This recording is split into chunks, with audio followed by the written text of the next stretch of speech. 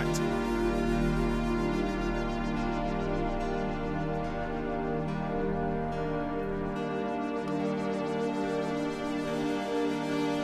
One, two, 1, 2. 1, 2.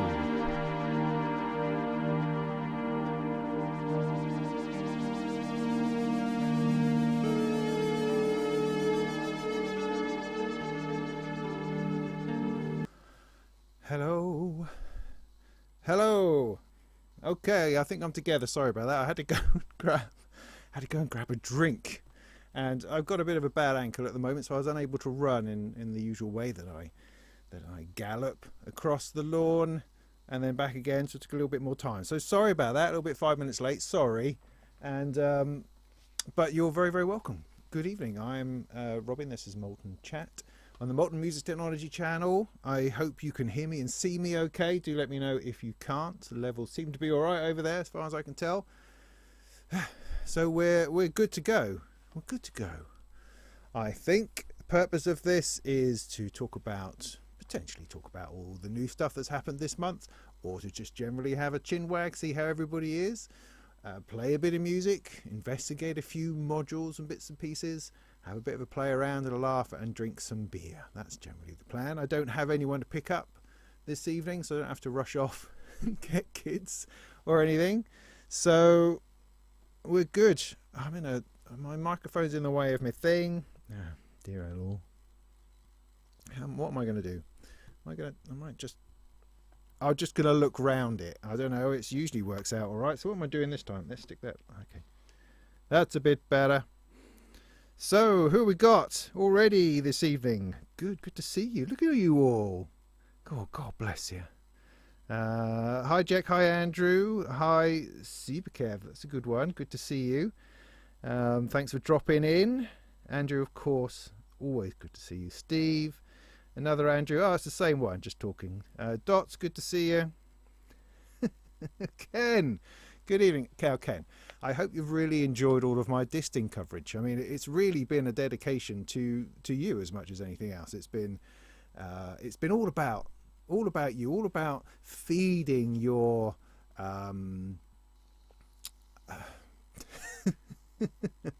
your obsession with that master of all modules, and it has been interesting. It's been a bit of a head scratcher, but also very illuminating. It's been an interesting thing to get into, and I'm now no longer afraid of the whole disting user interface and that experience and the menu diving that's involved in all of that.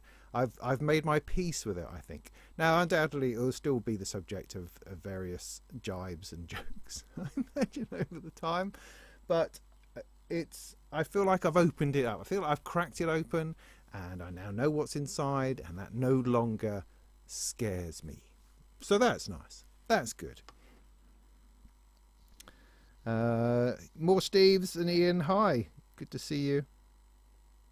Synchrotron Grace, lovely to see you here. Everyone, welcome this evening. I'm sorry if I don't speak to everybody individually. I'm just going down. Andrew says I'm sounding okay. That's good. That saved me having to go back and say everything again. Jason, great. Good. Well, the gang's all here, I could almost say. Good, great. Got to the bottom. Great, super.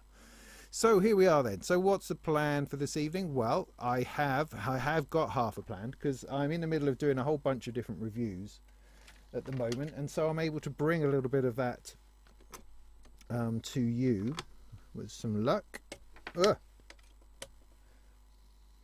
And in particular, I've got all these things. I want to have a look at the Mello-dicer and the Stochastic Inspiration Generator. Now, those big words, strange words, that describe two modules which are often mistakenly seen as being the same. And just in the 2 minutes that I've had them plugged in, it's like, no, they're not remotely the same, are they? And in fact, I've been working a little bit with the Mello-dicer because I'm writing a review for it, sort of a belated review for Sound on Sound. And it's been interesting. So I know a lot of people who have moved from the Stochastic, from the SIG, to the Mello-dicer because they felt that the SIG was just too mind-blowing, and that's quite interesting. It's very interesting. So we're going to have a look at that in a little bit. Of course, I'll answer any questions that anybody has. and do that sort of general sort of chat thing. But I think before anything else, I need to open a beer. I'm a bit frazzled today. I've had an interesting week that I'm going to tell you about, a little bit about anyway. And that was which is related to my feeling slightly frazzled and having a beer, in that I was approached this week by a place I used to work at for a reunion, 35-year reunion next August, which is amazing.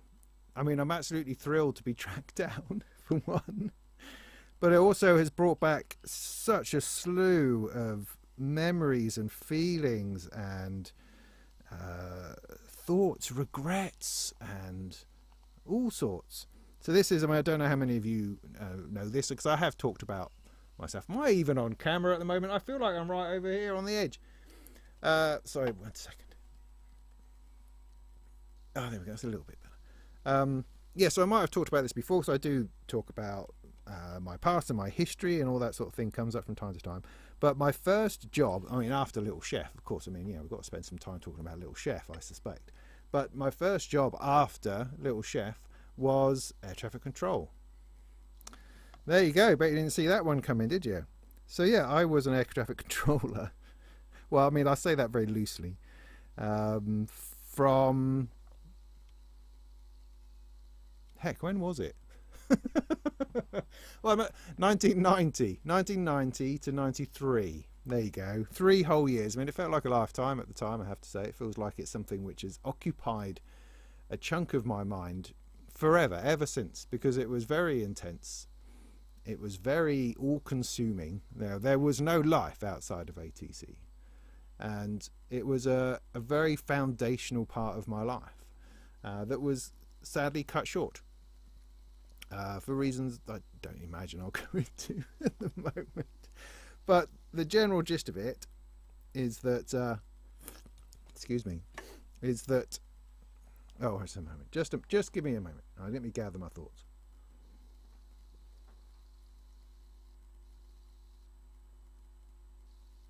And get some froth on my tash. So yeah. Oh, but anyway, before I keep rambling on, just to say hi to any of my ATC colleagues who are watching. So I've invited them to come and watch, because it's like, so what do you do now? Well, I don't know. I do a bit of this, bit of that, a bit of writing, a bit of video making. But I do this, so I thought I would invite them all along. So if you're out there, Course 76, hi. I'm quite looking forward to seeing everyone. It's been interesting talking to you on Facebook briefly, as we have, because as I say, it has stirred up all of these things in me.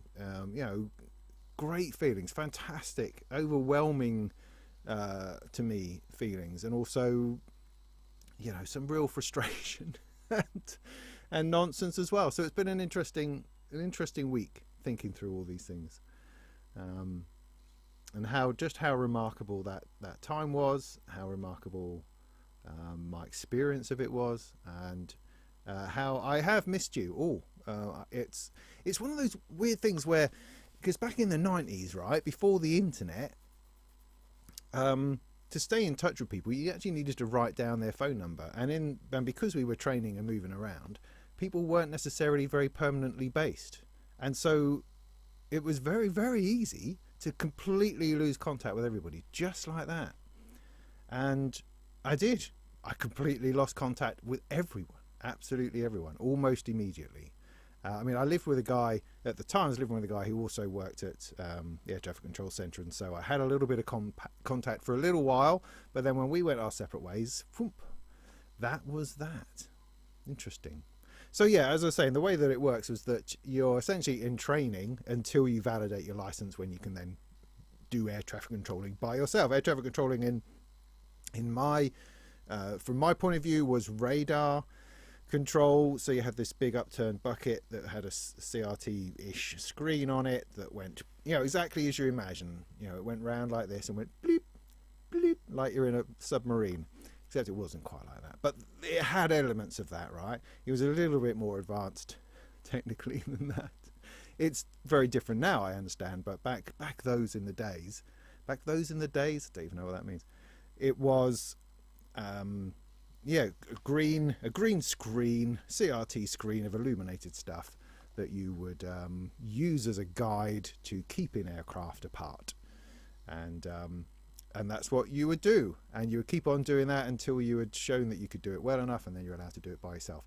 I never quite got to the point of actually doing it by myself. I got almost there, to the point where you validate your license and then you have a career as an air traffic controller. But I spent 3 years working up to that point, learning and training and learning and learning. There are things I still know which have no business still being in my head because of the amount of learning you had to do, like flashcard type learning. You just had to learn rules, aviation rules and bits and pieces and routes and stuff. Flight profiles.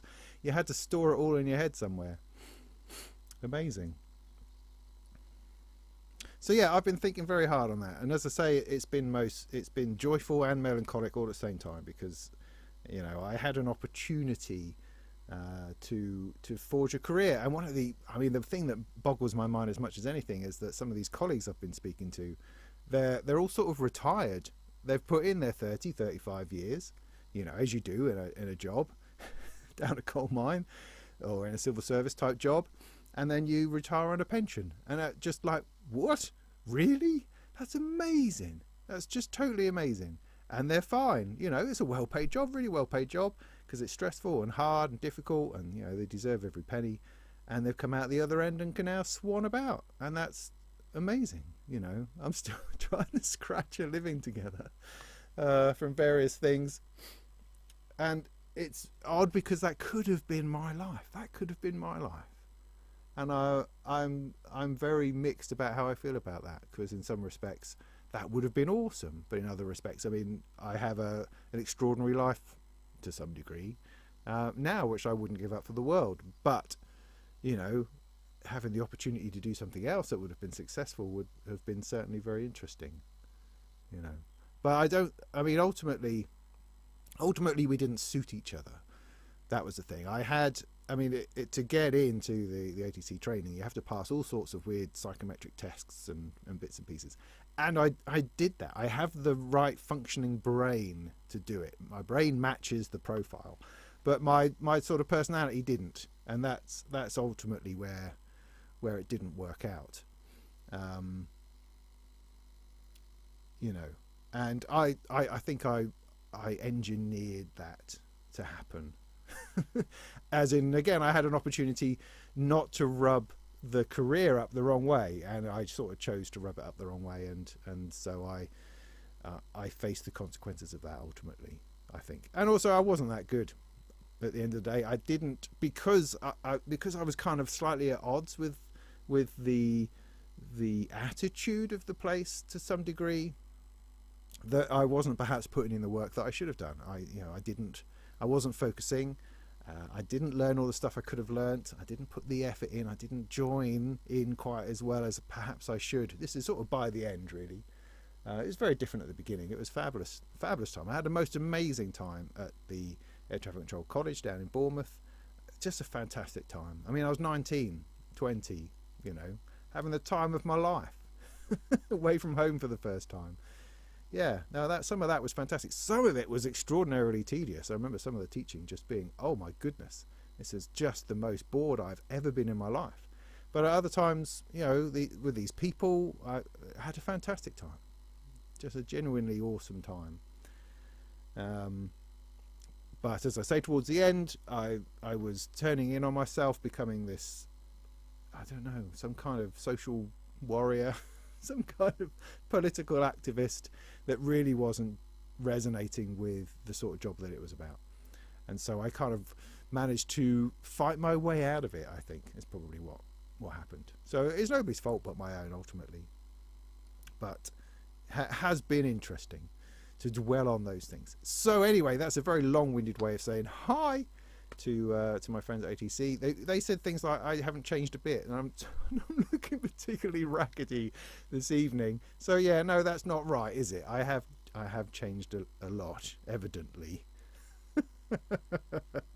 Without a doubt. So cheers, thank you. I'm looking forward to talking more. I'm looking forward to seeing you next year, potentially. That's going to be weird.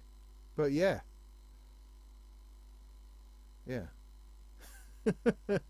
Such a long time ago. But as I say, it stayed with me. I still dream about it. I still have dreams, nightmares sometimes, about those two bloody 350s that are gonna you know when I can't remember her name, but my mentor put a hand over the screen and said, just climb that one or descend that one. I can't quite remember now. And I did, and then she took a hand away, and there were two 350s sitting there, ready, bang on time, as if engineered to crash into flames. You know, I remember little bits like that. They stay with you, I think, forever. Or they, at least they seem to. So yeah, it had a massive influence on me. I should write songs about it, I suspect.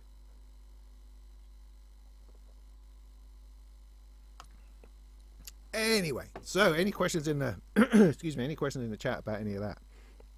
You had an ATC program for your Spectrum, did you? Was it called, oh god, what was it called? Track line? No. I think I know what you mean, Ken. See, you cause a lot of crashes.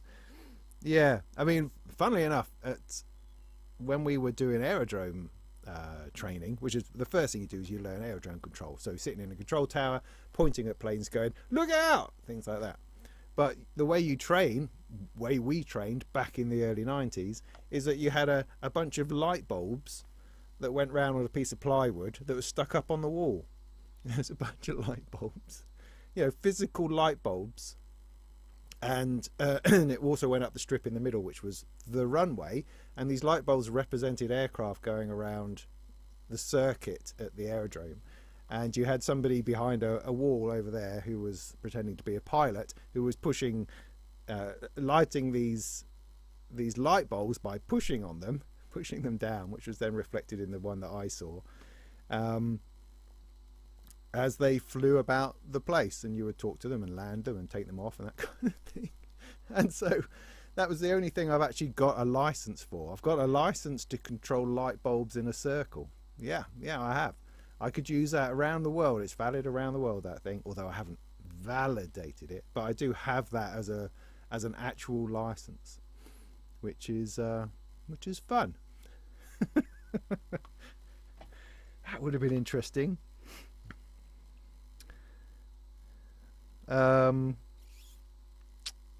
Boop-a-doop-a-doo. So yeah, Steve, you've been waiting since Wednesday. Yeah, I know. No, have I got that right? I've forgotten what. Anyway, it doesn't matter. Yeah, I know what you mean, Mr. Sundell.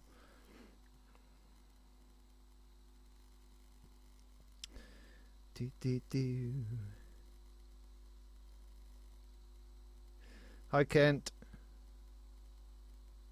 Best alternative for the SD cards for the disting. There's no way of knowing. My understanding is there's just no way of knowing. You just buy one that appears to be good. Well, I mean, go to the Expert Sleepers forum, which is on the Modwiggler forum. Go there, go to the support forum, and see what cards people have used, because there's a whole thread about it on there. So that's your best bet. If you can't find the one that I used, try that.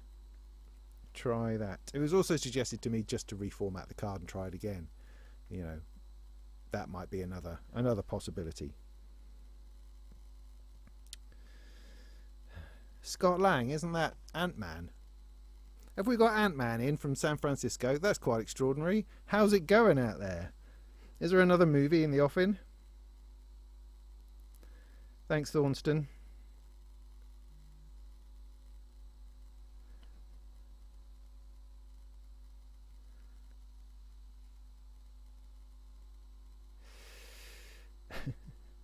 Ian, you live near LCY. What's LCY?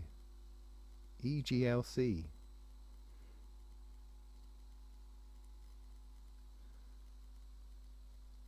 Is that is that London City Airport, do you mean? Because I worked at London City Airport. I say I worked there. I was there for 6 weeks. But it felt like I worked London City Airport.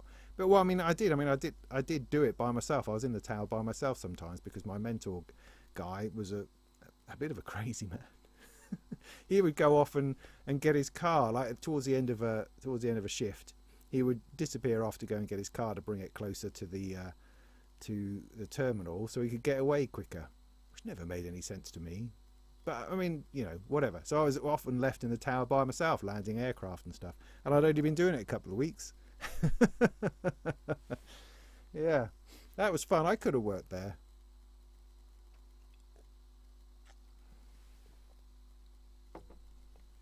I could have worked there. There was a guy I controlled there who was a compere at a comedy club in his spare time that Vic and Bob first appeared at, I think. And had I hung around there a bit longer, I would have hoped to have been a bit more involved in all that. Anyway, by the by.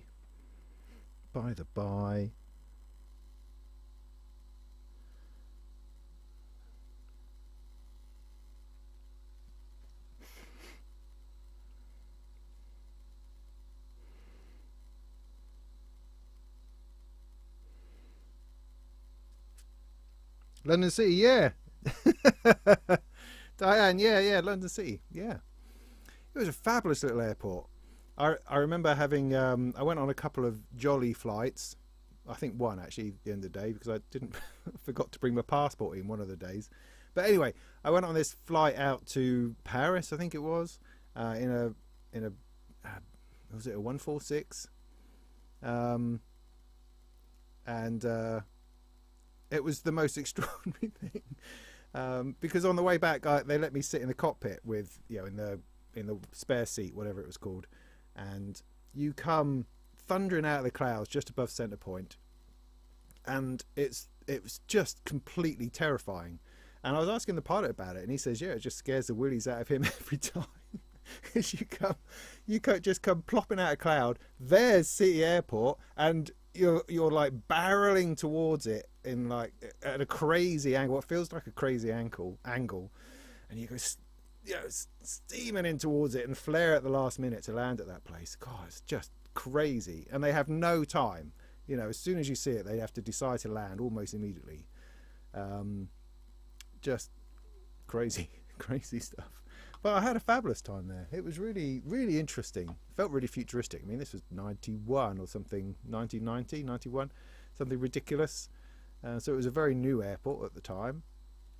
But, you know, fun, full of slightly crazy people.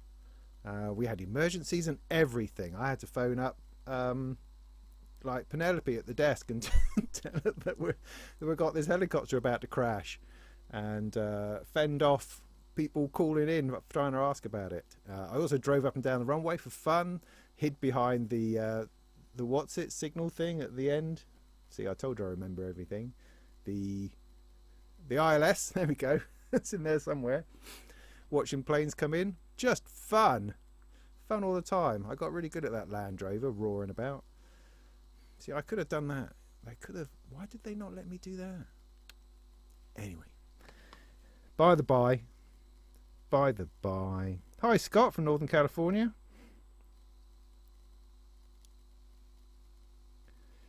Yeah, no, you're right, Ian. See, you know everything, Ian. You're a very knowledgeable person. But yeah, it's a crazy. I'm sure they have different aircraft now, but at the time it was just I think BA 146s and this Dornier 228, I think it was, strange bent nose thing was all that flew in and out. And we weren't allowed helicopters, although, as I say, we had a helicopter land because it was in an emergency, because it was just blanket fog. Because I was there in like February, and there was a couple of days we were completely snowed in, and I had to dig my car out. I was staying in East Ham. This is nothing to do with modular synthesizers. We'll get to that in a minute, I think. But I was staying with a friend in East Ham, just down the road, and I had to dig my car out, and then I slid my way all the way, like the first person driving through the snow at about 5 o'clock in the morning, trying to get there for the early shift. And it was just bedlam, absolutely bedlam, trying to get the runway cleared, stuff going on, everything diverting everywhere. Fun.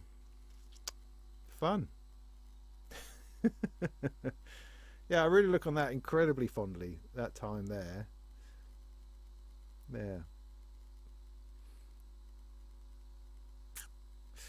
Hey, what the heck?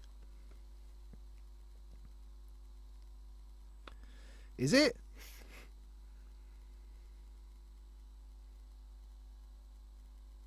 Yeah, Ian, you would go up and down there as fast as you possibly could. You would you would cane that poor knackered old Land Rover up and down there, because yeah, that was fun. Really, there's no tower there. Really, that's interesting. I had no idea.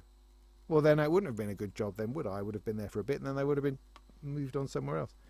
Anyway, we should move on to music related stuff, as that's why you're here, as opposed to hearing me talk about stuff from a long time ago.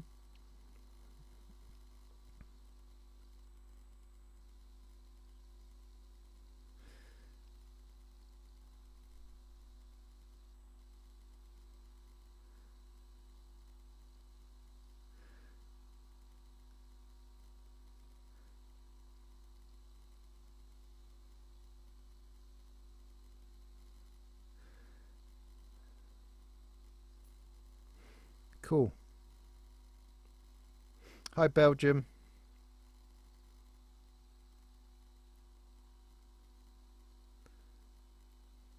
Great. Thanks, Di. So, yeah, right. So where are we now? Let's see. We're half an hour in. I haven't got anywhere yet. Let's have some more beer. Then we're going to talk about this thing. Unless anybody else has anything else to talk about, I'm going to move on to having a look at the Stochastic Inspiration Generator and the Mello-dicer. So that's going to be good.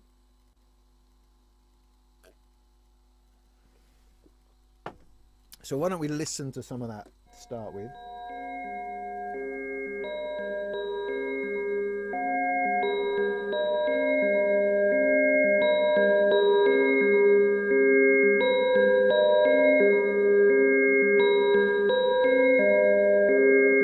Oh, sorry, Andrew. It's tonight is Camden Easy. Or is it Hazy? No, it's Easy. Hazy IPA called Easy is tonight's beer. I was given a couple of these huge bottles of no, I can't even remember. I wish I almost had one of those, but they're like 7% or something, and I would be totally trolleyed.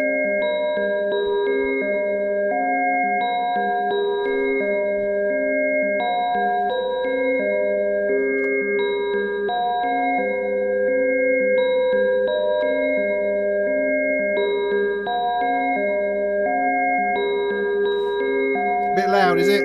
Sorry. I'll bring that down.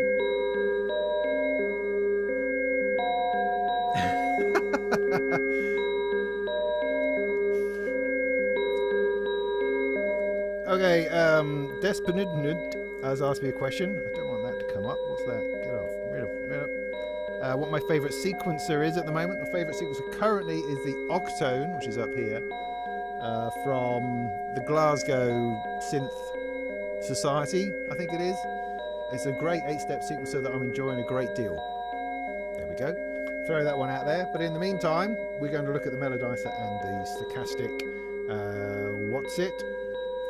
Ooh, look at that. Yes, gotta be hit by a killer clown. Ugh. So, just making sure you can see that. That's the right way up. You've got both in view. Yes, you have. Look at that. Isn't that fantastic? So, I'm going to need to turn this up myself.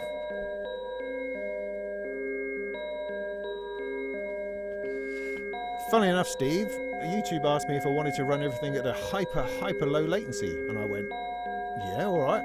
So maybe that's having an effect. Sorry, I can't hear it.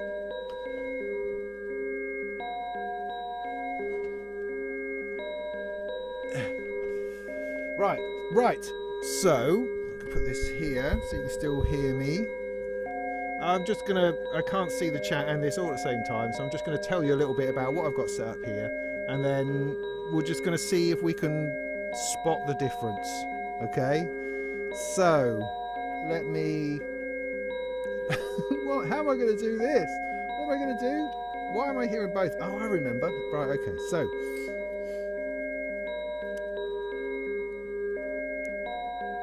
let's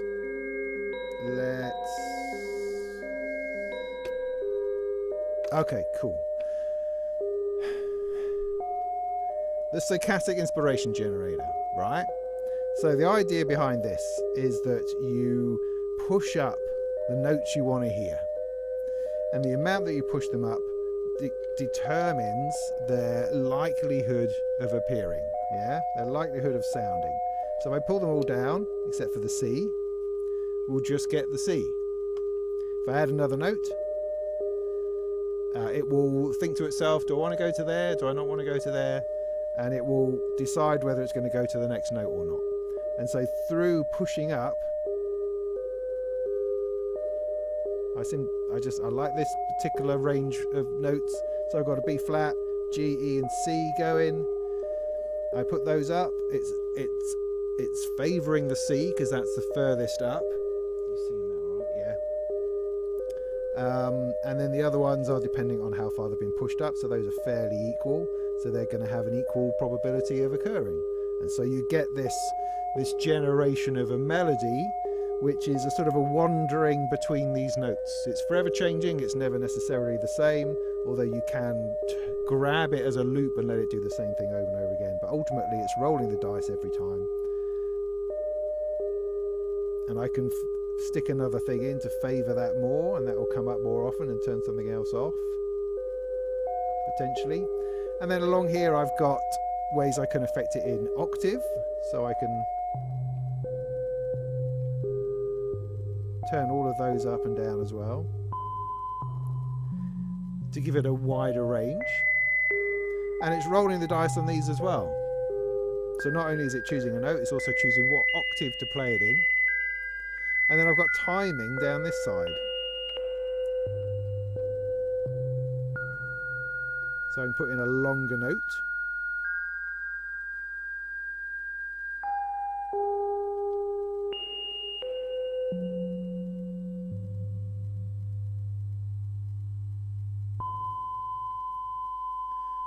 Speed that up a little bit if I choose the right one.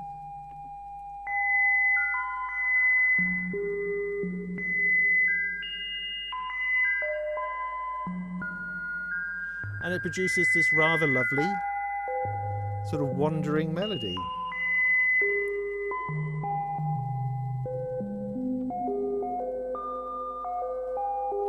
Currently using the Batumi here as the sound source. This is the VCO, just using that straight in there because it's also now a VCO. My review of the Batumi has just uploaded. I will stick it live if I can remember when I've finished here. I'll stick it up so you can watch my review of the Batumi if you so wish, or if I forget, I'll do it tomorrow.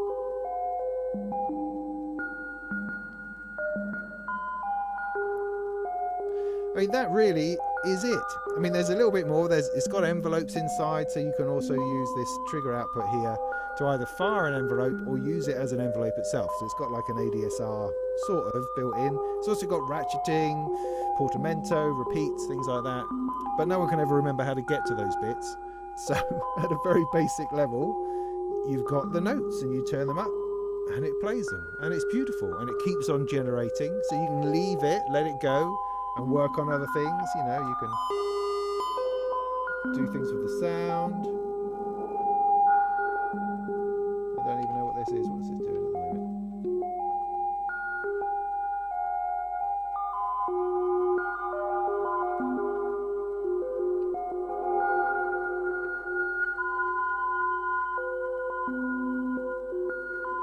And it does this beautiful thing. What I could be doing, I should be wave folding me what's it. It's what I should be doing. Hang on a tick. Let's take that out of there.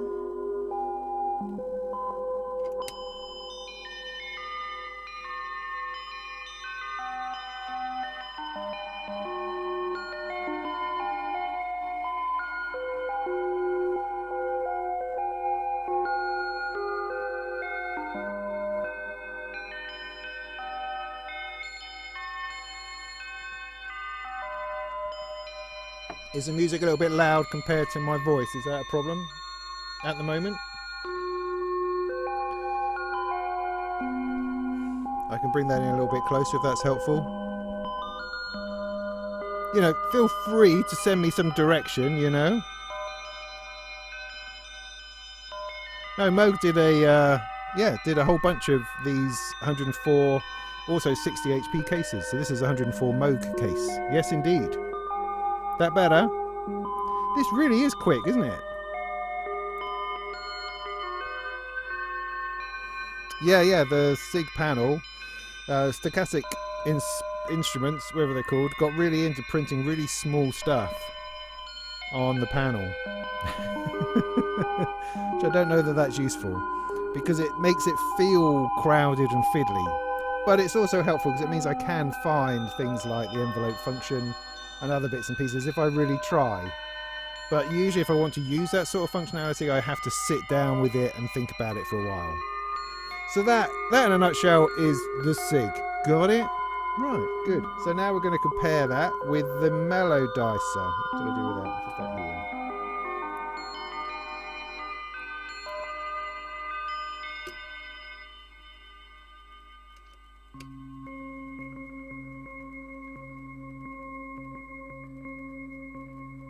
Now this, I'm using the Algo over here, which has a beauty of its own, of course. Just using it on a very simple algorithm. It's probably a bit quiet.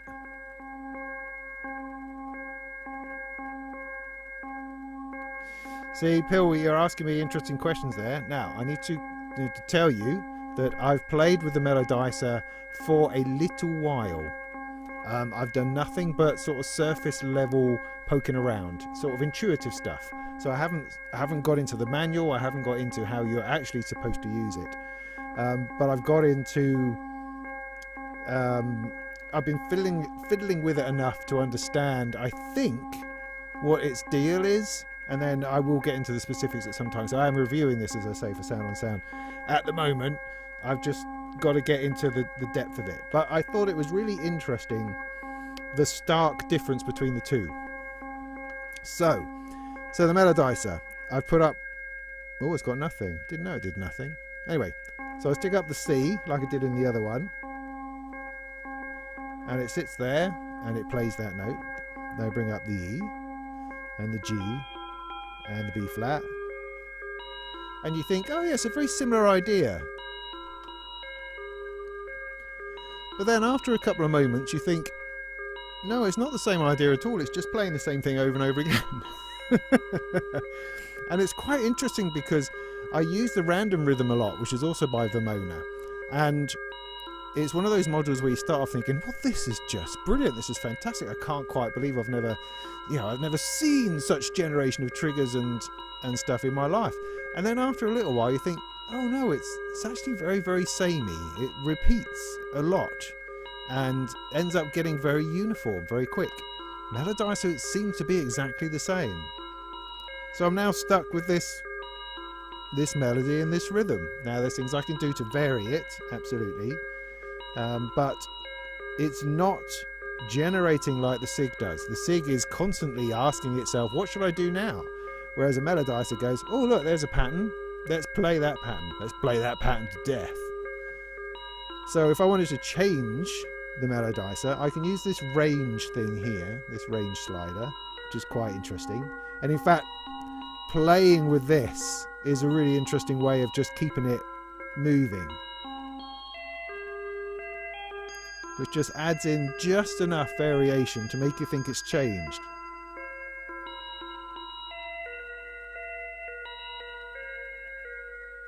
But if you're not careful, it ends up being too narrow, so it doesn't actually play all the notes at all. But you'll also start to hear that the rhythm is the same all the time. Now it has these two magic buttons here that say dice. So the stochastic bit, the randomization bit, comes from these two buttons, I reckon. So I can hit rhythm, for instance. And it gives us a different rhythm. Just about. Hit melody. And it gives us a different order of notes. But then it loops those. You've kind of got 16, this thing going around here, it seems to give you 16 steps. Now you can make those steps less, I think. Is that the out one? So there's now 8 steps.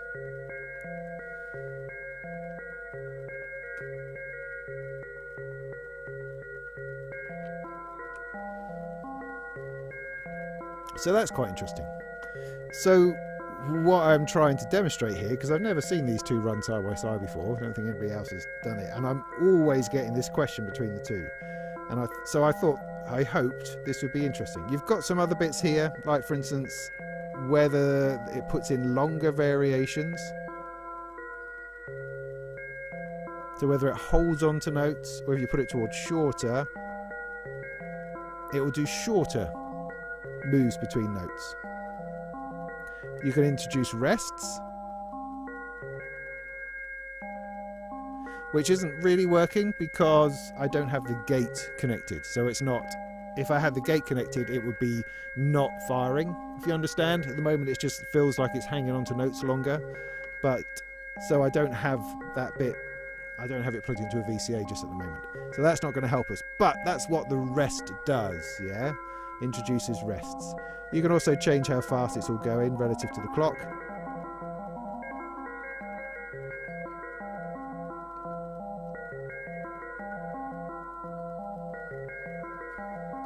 But there it is, it has that loop. It loops and it loops and it loops. And I can hit the dice to make it give us another pattern.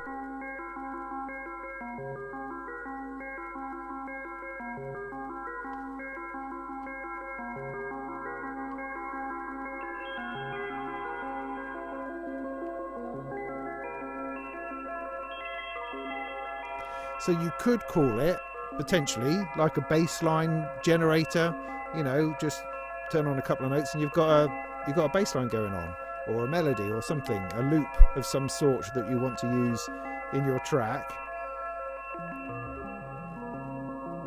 And that's all right.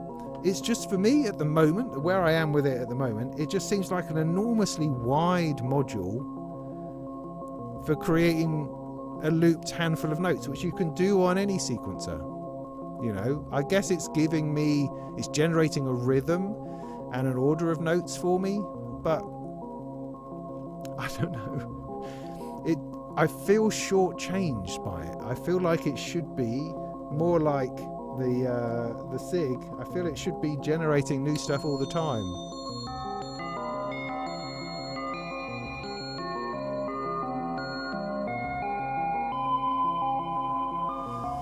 Know what I mean?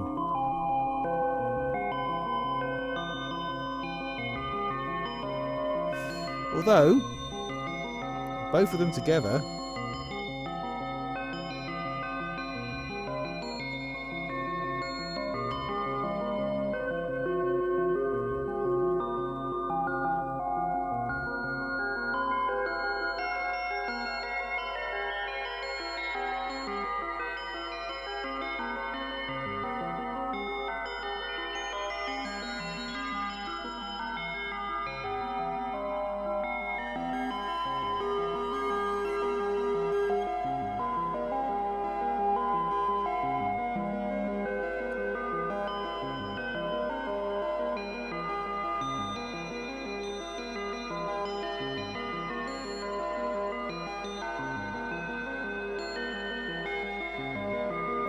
so what it feels like now is that it feels like the SIG is improvising over the top of the MeloDicer, which is quite a nice vibe.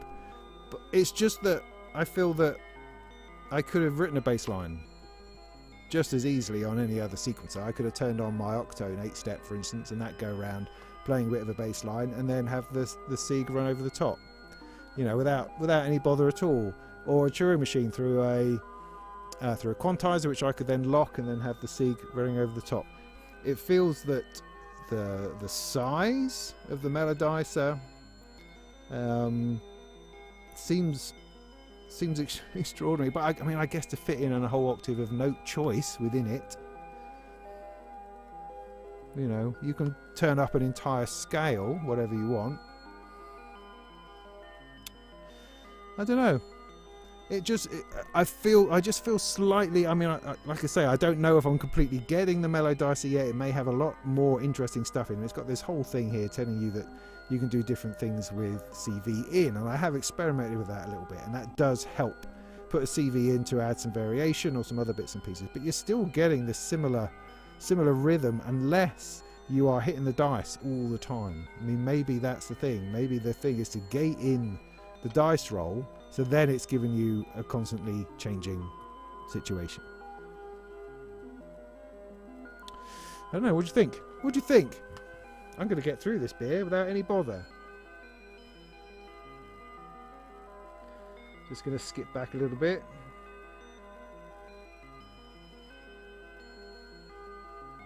Yeah, that's a Batumi 2. Hi, Tracker Jack. How do I handle transpositions without going out of a scale? I don't know, is the answer to that. Does it have a transpose function, or are you just adding note values?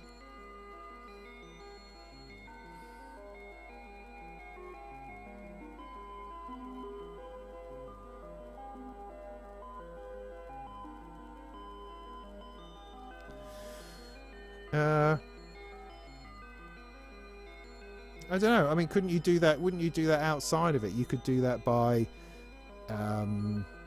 mixing it with another voltage in order to push, you know, mix it with a precision adder, for instance, in order to push it up and down to transpose it. If it doesn't have that in itself, it's got trans-seek. Should I stick something in it and see what happens? Because, like I say, I'm still learning about this here module.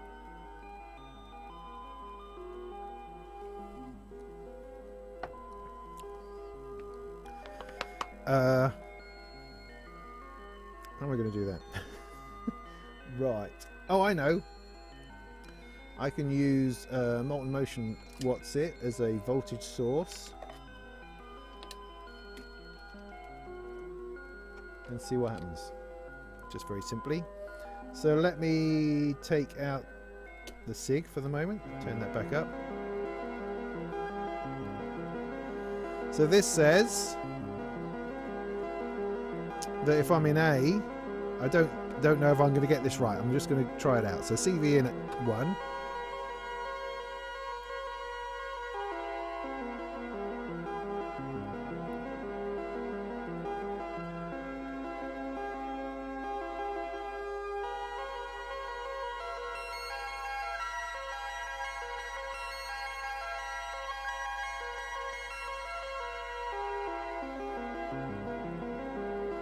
What was that doing then?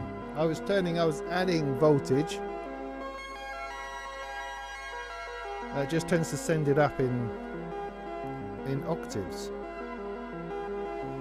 If I put on B mode, I don't know if that's what I'm doing. Let's see if that makes any difference.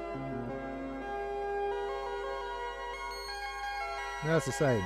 So I don't know what that means. Maybe I do edit.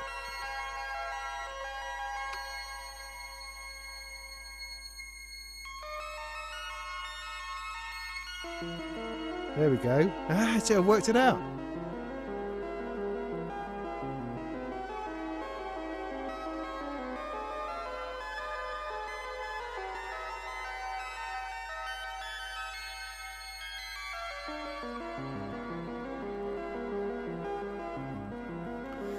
So I guess if you're saying, how do you do transpositions without getting out of a scale? Because every transposition gives it a new scale, essentially, doesn't it? But you're essentially, I think what you're trying to say is that how do you change the chord? So to stay within the same scale, but change essentially the chord that it's using, because that's really perhaps what you mean. So at the moment, you know, I've changed it to a new key using the same notes, but it's now no longer using any of the notes that you used before. Does that make sense?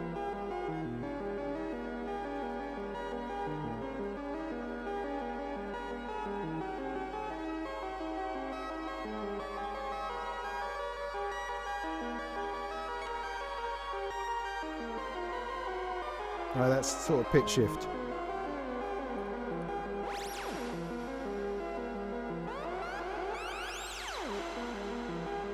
See, I wondered how the edit button related. I hadn't quite got the hang of that. But what we need to do is give it a pulse. in order to give it a dice. That's probably what we need to do. So that is on redice, redice M, redice R, redice. Oh no, they're sticking in gate 1.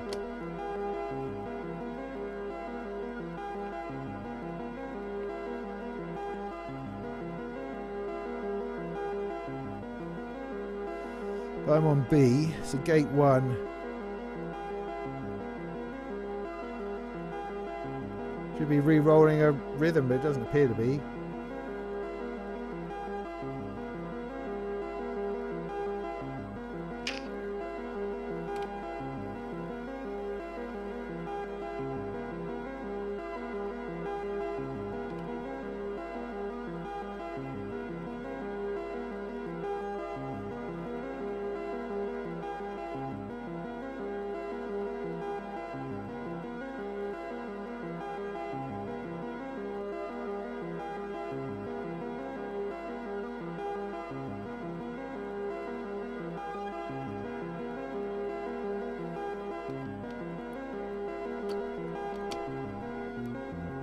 That's better.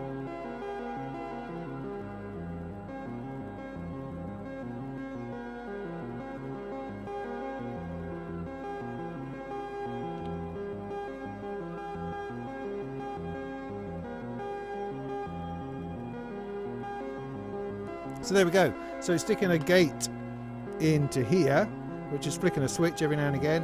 I've got it set to B and C, so it seems, which is down here, gate into dice M. Well, it's dice M and dice M. So what I want is it on I don't know, A and B. I can't have it on A and B. So I want it to do rhythm as well.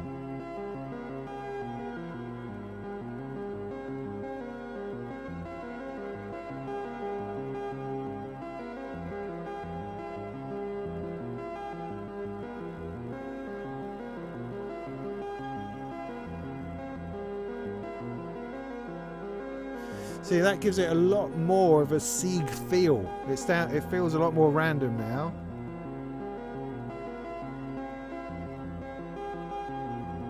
So I keep re-hitting it with a different melody or a different rhythm.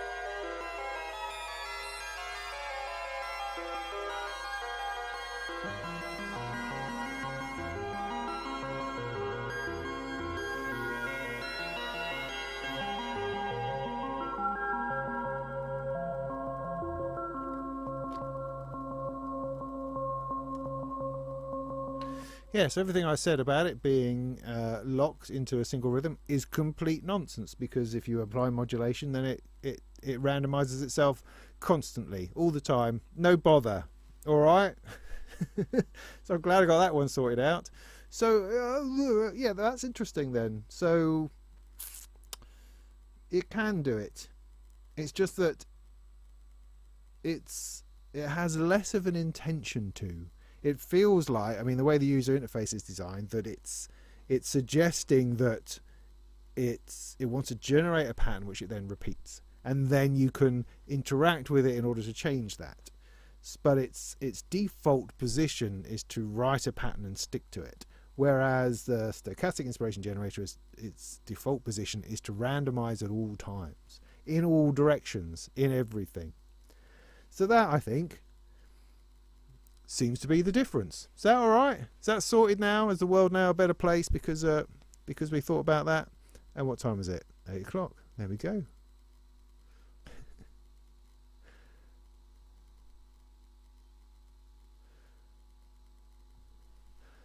Cool.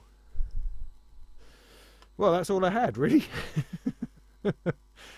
Anybody, anything interesting to say about all of that?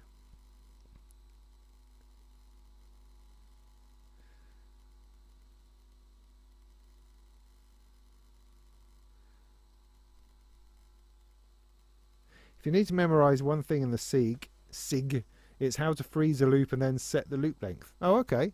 Because I don't have any idea how to do that. I know I've got a button here that says loop, and I know that I can grab a loop, assuming I'm holding the right other thing at the same time. I don't know what that other thing is. So yeah, I mean, what I think the downside of the SIG, from my point of view, is that you lose what everything's doing because of the multi-level nature of its control. So I really like the sliders, putting those up and knowing that those are the notes and knowing that these point to the things that they're doing. So that first level, that surface level, really, really appeals to me. As soon as you go another level down and the knobs and the sliders no longer point to the thing they're supposed to point at, I start to lose it. I start to lose interest. I start to lose the idea of where it is. In air traffic control terms, I've lost the picture, I would say, at that point. And so that is a thing. But I know, I mean, I've spoken to Stochastic Instruments, spoken to Finn a lot about it, and he kind of has the approach that if there's a feature they can build in, then they'll build it in, because why not? I mean, why not have everything available to you? And in some respects, and I mean, I totally get that, and that's awesome. But also, sometimes it's better to have a level of simplicity, so that you don't end up just going down these rabbit holes of not achieving anything, because you get lost down there somewhere. And in some ways, it doesn't really need all of that multi-level stuff. But then, of course, some people really like it. So, oh no, it's one of those things. It's like with the next thing that they're producing, which is, can't remember the name of it now. They keep building more and more features into it, and I've said to them a few times, just try to resist making it do everything, so that the one thing that it does do on the front, which is great, let's stick to that. But hey, I understand the nature of feature creep, having made modules myself. So yes.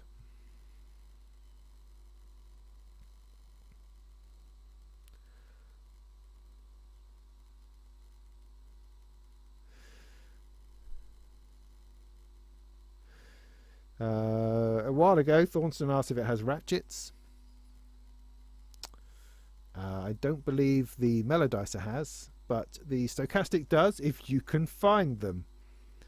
Do I use samplers, Ricardo? Good question.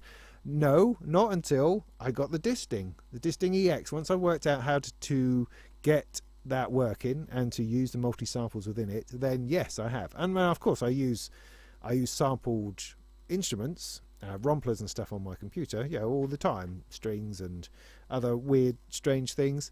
So yes, but hardware samplers, not so much.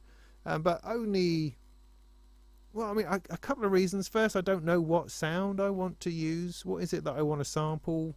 I still am very much in love with analog oscillators and just the sound of simple waveforms. For me, I find that thrilling all the time. So I'm not entirely sure what it is I want from a sampler. Sometimes I feel I'd like some drums that are samples. The potential of using something, had a wonderful piano sound in the Disting EX, which I enjoy tremendously. So that sort of thing. So yes, but it depends on what it is. I mean, I've been thinking a lot about, now that I know how to create my own sampled instruments within the Disting, that maybe that's something I could spend some time doing. I could get a bunch of synths together and I could make some sound packs, and that might be interesting. I could do that, or guitar, or anything, of course, anything, because it's sampling, isn't it? It's also a great way to add effects to something. I mean, interestingly, also this week I spent some time with a bloke called Dave, who is working with a charity called Musical Keys, and they are using a brainwave receptor as a source of modulation to run a box of modular. It's a Sound Machines module. Sound Machines make this brain detecting module, and it has like 15 CV outputs. So it pulls all of this data from your mind. You wear a band across your head, and it's analyzing the signals from your brain, and it takes those signals, turns them into usable control voltage. I mean, extraordinarily so. And then you can run that into anything that you like, and you can theoretically control your modular from your brain. Let's go back to that, so I'm talking to you a little bit larger. And it was fascinating. Now the thing with it is, the thing that you think you can do is you think you can control it, the modular, with your brain. You think you are doing that, which you are, but you're not. So you can't sort of look at it and go, all right, make the drums play the drums, play the drums. It doesn't work like that. But as you think and move, and as you think about things differently, your brain changes, and the result is that the music changes, the sound changes, and it's completely fascinating. Completely. Just go, why is it now playing this thing over and over and over again? You know, you just don't know, because there's no way you can make it happen, but it happens anyway. It's a very strange experience, but I think the reason why it works so well is that Dave has developed the modular around it. It's just some simple modules. I mean, the most complicated thing was the Morphogenie. He was using that for sampling, and this is the reason why this came to mind, is because he had a few sort of trumpet samples in there, and they weren't just of a trumpet sound that you could then play. It was, you know, a couple of notes, a blast of a trumpet, and some other samples like that, and they would occasionally get triggered, and it was just brilliant, totally brilliant. It wasn't sort of, I wasn't trying to play a tune with my brain, I was triggering a sample which played a short tune. That sometimes happened over and over again, and part of my brainwave was accessing different reels within the Morphogenie in order to find different sounds. Not that I was finding different sounds, but the result of the CV generation from my brain found different sounds. Yeah, I've got to get it around the right way. So what we're saying, so yeah, so it's a fascinating idea, totally fascinating. And the reason that they're doing this, Musical Keys, this charity, is that they work with severely disabled people, and the concept is to provide them with the opportunity to express themselves musically, even though they can't operate things with their hands or even make any sounds themselves. And so it gives people in that position an opportunity to explore music generation just purely by using their brain. And apparently it's been a huge success. It's been remarkable, the response they've had from people. They've only done a few tests so far. They're working on it at the moment. They've done some video that they hope will be along soon. And Dave just invited me over to check it out, because he just lives down the road, well, half an hour away, which is very, very cool. And it really did. I mean, it gets your brain working, but it also gets your mind thinking of, wow, I mean, how can I do this? But I think the absolute genius in it is what Dave's done. I fear that if I was to get hold of one, which I'd very much like to do, that would I be capable of producing a system that would enable it to make some kind of sense? Because it's perfectly fine to give it chaos. You can just plug all of the CVs into pitch inputs and just have stuff running all over the place, some kind of chaotic noise fest. That's totally possible. But what Dave had done was that he was routing things into a sequencer, and so your brain was actually advancing a sequencer rather than playing the notes. And so in that case, there are elements within the modular which are intentional, elements that you have to decide upon, the same as the mix of sounds, turning things up and turning things down. Those elements also are at play, and he's sort of wrestling with the idea of how much he wants to intervene and whether that's right or not, whether it makes for a better experience. or whether you just let it descend into sort of chaos. But I think the way that he's worked with it is what makes it work, and I worry as to whether I would have the same patience or ability to find those sorts of things within it. So yeah, fascinating. So samples, yes. So in that regard, using a sample rather than just an oscillator, which would be acting a bit like a theremin, but you could trigger a sample in that respect, was a very, very good use of it, I think, and better than just trying to play a tune. Anyway, that was an aside. But I mean, I hope to do more with that. Sound machines don't seem to have any in stock particularly, but I will reach out to them when I find some time, I think, and see if they can get me a kit or something. That'd be great, because what I would like to do, because I mean, the other question that comes up with my work here is that I have a lot of modular which is sitting around not doing anything, and I would really, really like to find a worthwhile place for that. I don't just want to give it away. That doesn't seem to be ideal. I'd much rather lend stuff to people in some kind of community library sort of way, but also this in being able to build a system to be used that disabled people can use, profoundly disabled people can use, I think would be fantastic. A fantastic use of modular which is not currently being used. So yeah, I'm very interested in that. Very, very interested. That could be exciting. I'm also really interested in the whole library idea. Still, I know I've been going on about it for a couple of years now. I've even experimented with having a library website and looked into can that work? How can we make this work? What I would like to do is I'd like to talk to the New York Synth Library, the people who do that. That's what I'm going to do. Again, if I can find the time, talk to them about it, because they do it. Now, they have the advantage of living in an immensely densely populated place where there will be enough people who can support that kind of library, people coming and going, physically coming, taking stuff, taking it away, bringing it back. Norwich doesn't really have that. I don't think that quite density of people that would benefit from it. So I don't know. I'm still thinking about it, but I think I'd really like to talk to them, maybe do a live stream with them, and just talk about how they pull it off, how they do it essentially for free for people, because that would be brilliant. I'd love to be able to do that. But hey, one also has to make a living. So anyway, so there we go.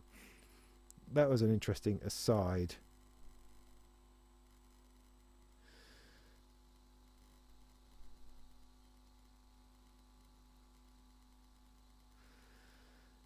APIM is talking about an Oxy one. It's a nice looking sequencer, isn't it?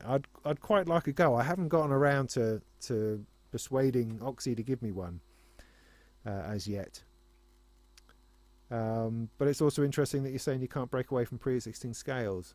Yeah, it is. It's a chicken and egg thing, or paradoxical maybe, that so often when you have a random or free-flowing voltage source, we cram it through quantizers in order to keep it simple and in order to scale it. And we do that a lot until the point that we realise that actually we don't want to be using these scales anymore.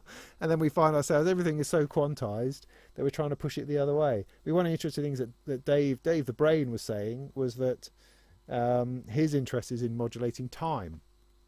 He doesn't want things to sit to a grid in time-wise as opposed to pitch. And certainly with the brain connection thing, there was no sense of a rhythm being generated. It was always, it was in like in a Krell patch kind of way. It was always stumbling along and then moving, then going slow, and then going fast. And that was very interesting. And we talked a lot about how that, whether people would accept that, whether people are kind of expecting at some point a fall to the floor, drop, they can get their groove on too. Because everything is so rhythmical, everything is timed. We've got Pams here kicking out time all the time. Is that a good thing? Should we be looking for more variation in that? Should we be allowing the time to run a bit freer? Questions. One on the left seems more musical, says Jack. yeah, more repeatable.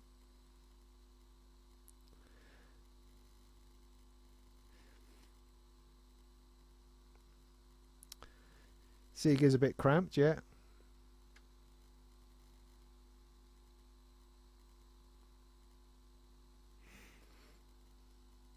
Yeah, but I mean, B-Logic is there. Sorry, I know I'm talking about comments you made half an hour ago, but B-Logic was talking about how I haven't shown the looping feature on the SIG. But I think what I've come to understand is that they can both do all the things. So you can loop the Stochastic Inspiration Generator and you can randomize the Mello-dicer. It's just that their intention is different. Their primary function is different. So the primary function of the stochastic is to wander. The primary function of the Mello-dicer is to repeat. I think that's true.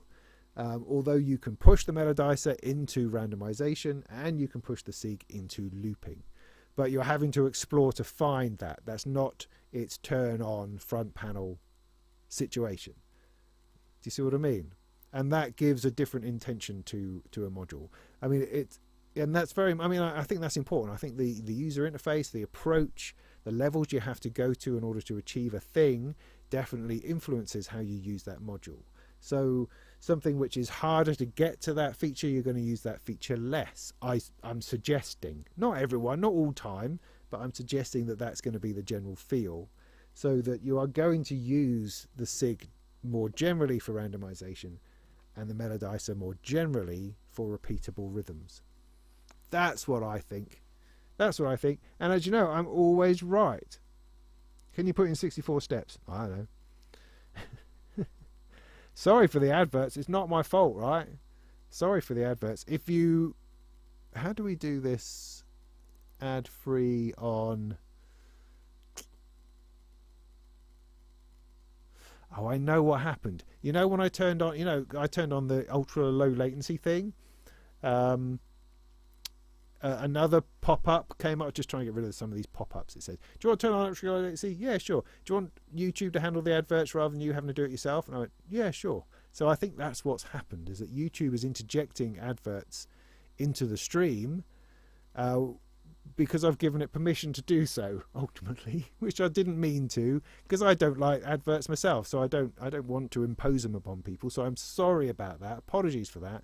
Next live stream I'll try to see if I can turn that off. But hey, it might suddenly generate a whole load more cash, so who knows? Maybe it's a good thing. I don't think I can do a live stream that's yeah, no, I couldn't do it ad-free like I can post directly to Patreon, and Patreon has ad-free versions of my videos. I can't do that with a live stream. All right, so apologies for the increase in adverts. I will look into that. Unless you'll tell me that it's cool, it's fine. I don't know. Does it mean that I guess it means that you miss a chunk, or does it just make everything longer so you're then further and further behind? I don't know. I don't know what that looks like.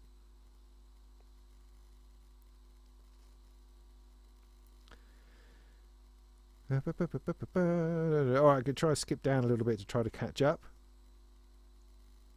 Not convinced by it. Dots. Yeah, no, indeed.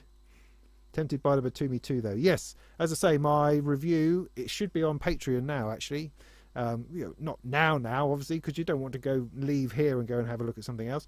But I have put my Batumi 2 review up on Patreon, and it will be on YouTube Live either after this or in the morning. Scott, you've had both for a while. All right, well done.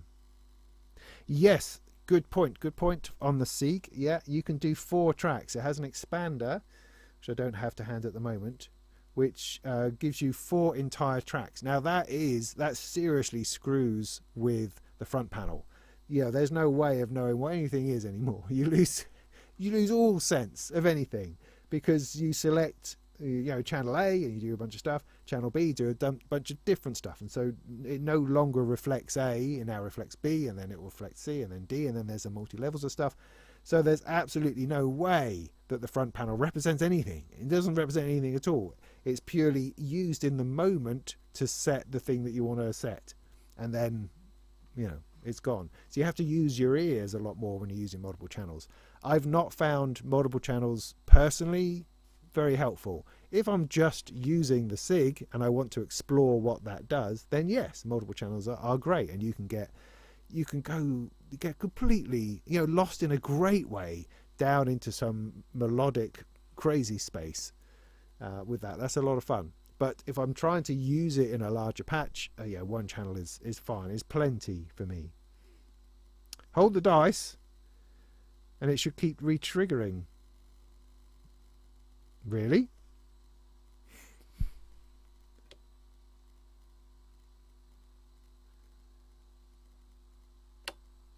Nah.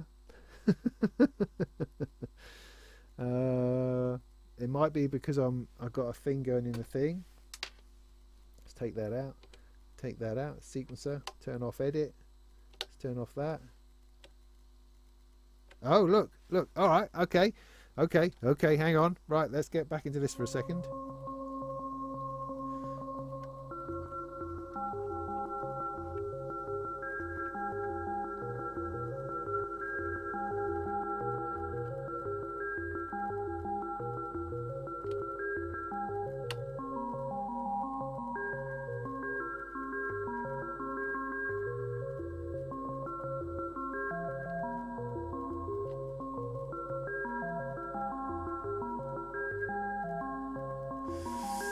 Bugger me.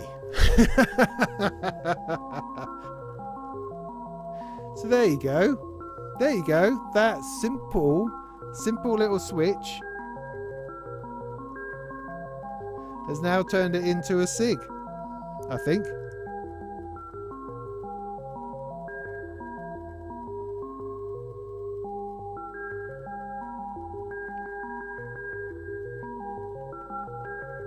Well, bloody hell.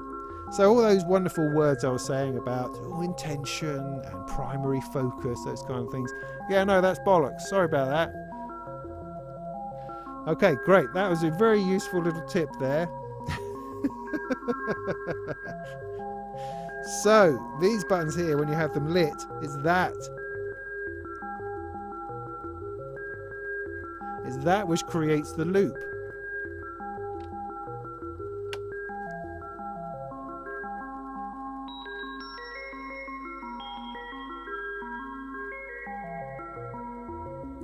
I would have discovered that feature eventually. I would have done. Absolutely. Alright, that is interesting. So I guess then, once it comes up with something that you quite like, you can then trap it.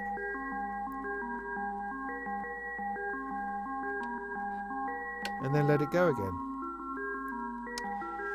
Okay, so, you know, and the balance between the two that I like, you know, the Mello-dicer is now starting to rise. It's really, okay, that's interesting. That's now given it a whole different feel.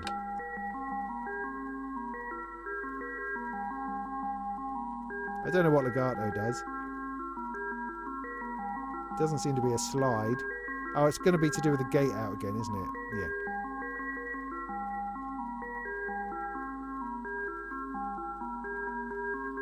So now I've got the rhythm maintaining the loop with the melody doing its own thing continuously.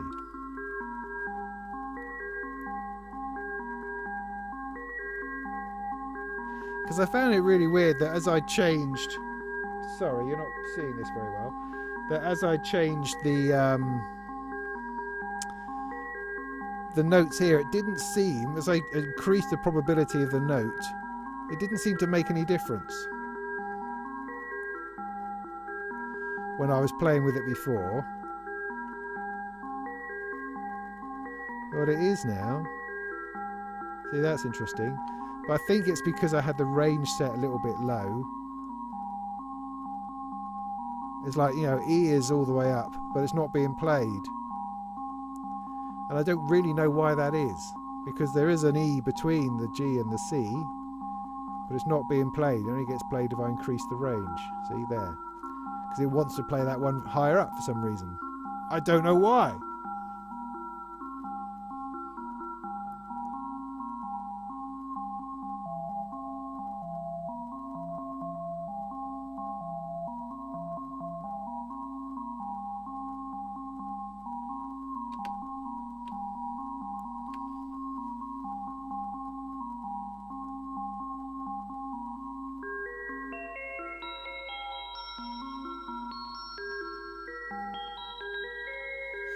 So yeah, the MeloDicer just got a whole lot more interesting. Well, that's good. So I'm going to be writing my review next week, so that gives me something more to chew on. Good. I'm glad about that. Good tip. Thank you, everyone.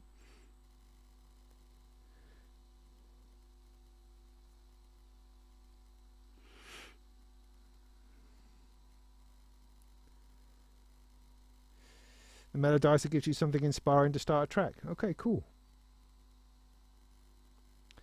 Nice.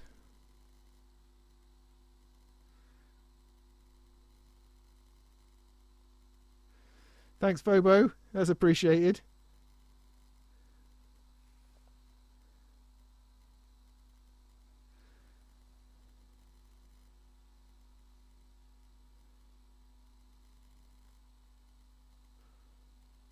Have I faffed with the jumpers? Oh.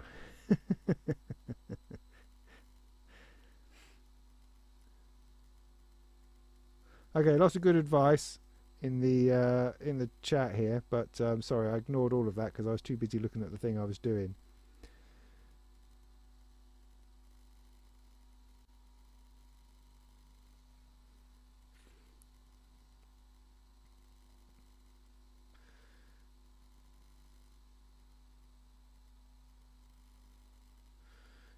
All right, skipping through.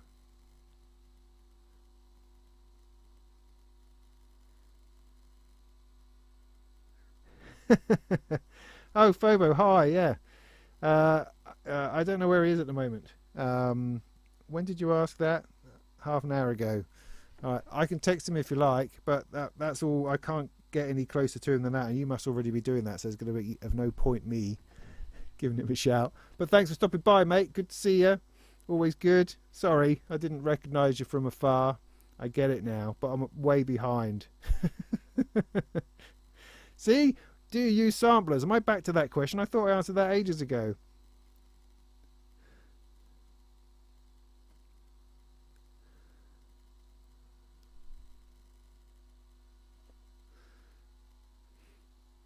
A Mosaic random 1U module. Okay. Interesting. Oh, so you're using the Sebsong Polyseek to grab long loops from the SIG. See, that's clever. Is it? Can you do that sort of automatically? Don't you need to press the...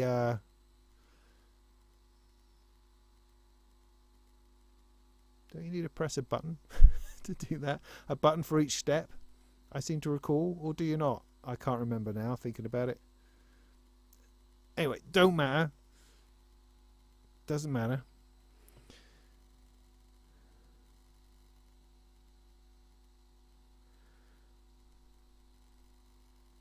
Yeah, I also have a Qubit Bloom, and I have never quite worked it out.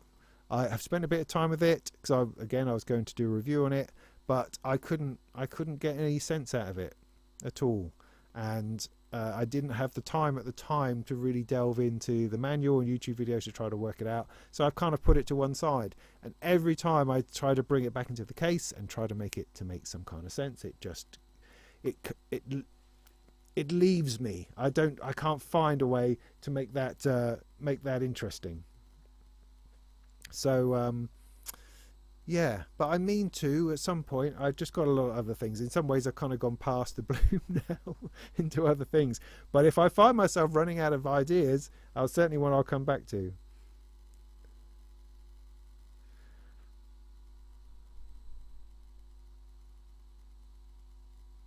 Perhaps the motion meter was inspired by the circle of light bulbs. You see, now that's very deep. So maybe the motion meter, after all this time, is my homage to air traffic control, aerodrome control. Possibly. We used to play it back at the flat. We used to live in. We shared some rooms at the new hospital in Bournemouth, where they had spare accommodation blocks, which were going to be for trainee nurses, and so we took over some of those while we were training, and we would mock it up on the table, on a table, just with I don't know, I guess we had cardboard cutout stuff that we would move around this table in order to practice with each other. dear. You think it's high tech, wouldn't you? You would think it's high tech, but no, it's egg boxes and cardboard cutouts and light bulbs.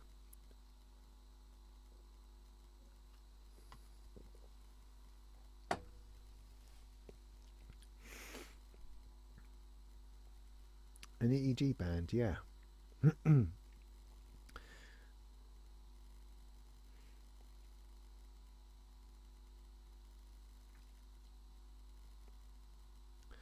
Okay, where are we? 9:30. Okay, I'm just going to work my way through some of your chats.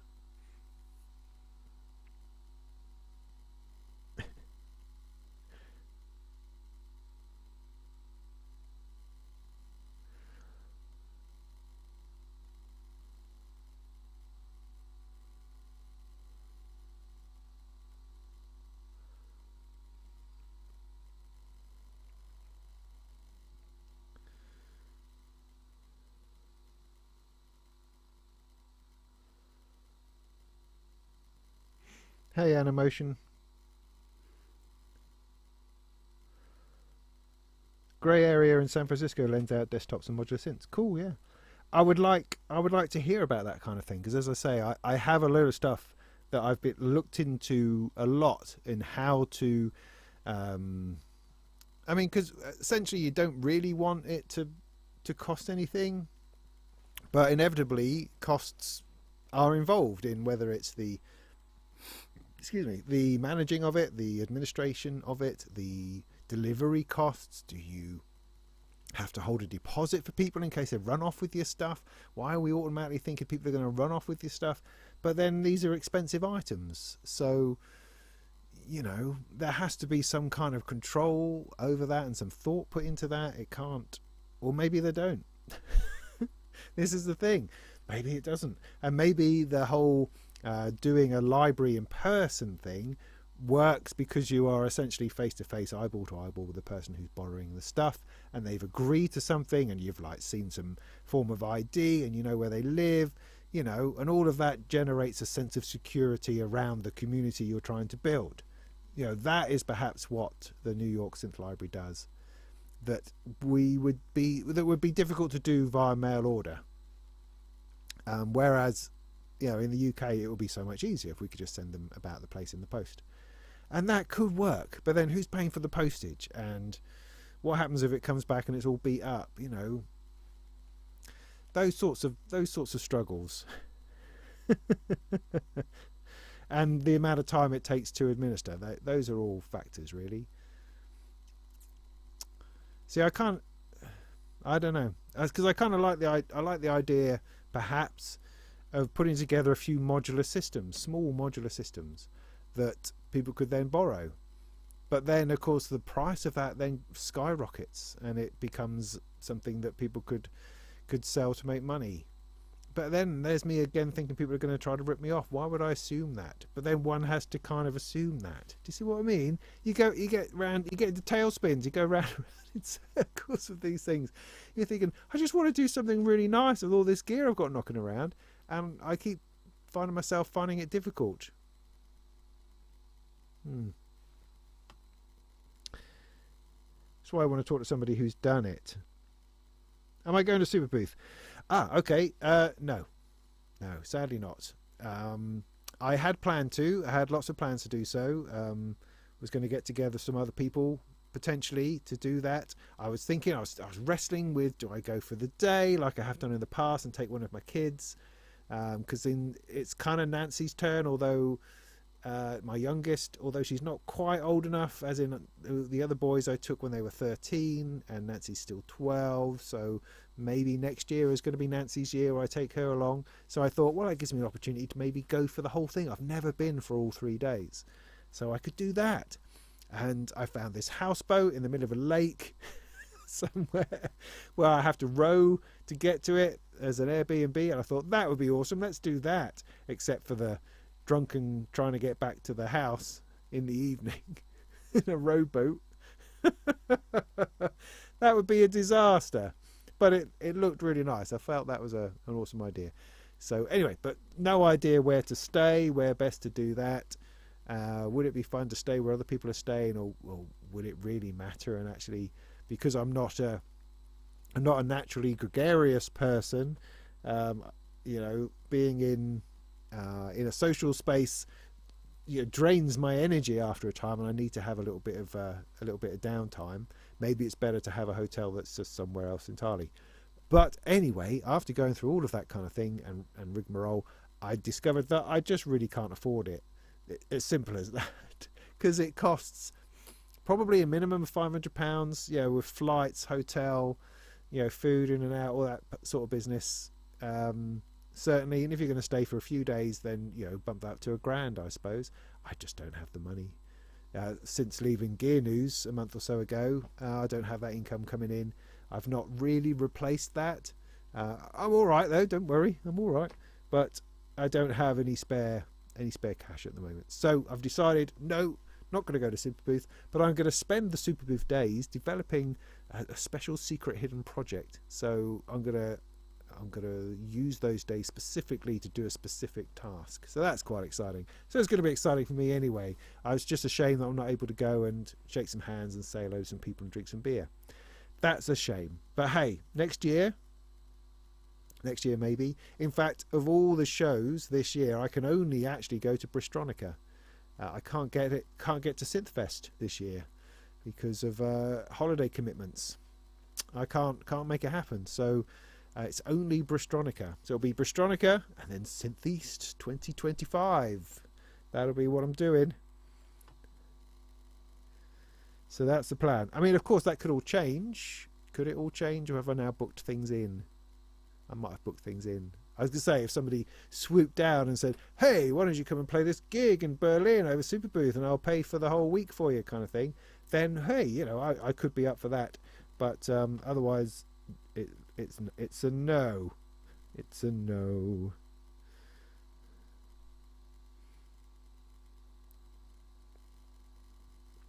Yeah, Matt, I'm with you on that. I have begrudgingly subscribed to YouTube Premium because it was just doing my head in. Absolutely doing my head in. It's worth it. If you spend a lot of time on YouTube like I do, particularly when I'm doing things like my Molten Monthly, so I'm just trying to get little clips to put into my own video, and I have to sit through minutes and minutes and minutes of adverts. It's like shit.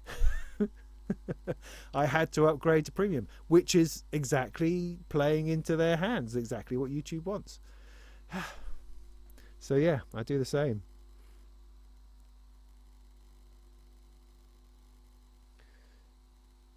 Am I making a rattle? I can hear a buzz. Sorry if there's a buzz.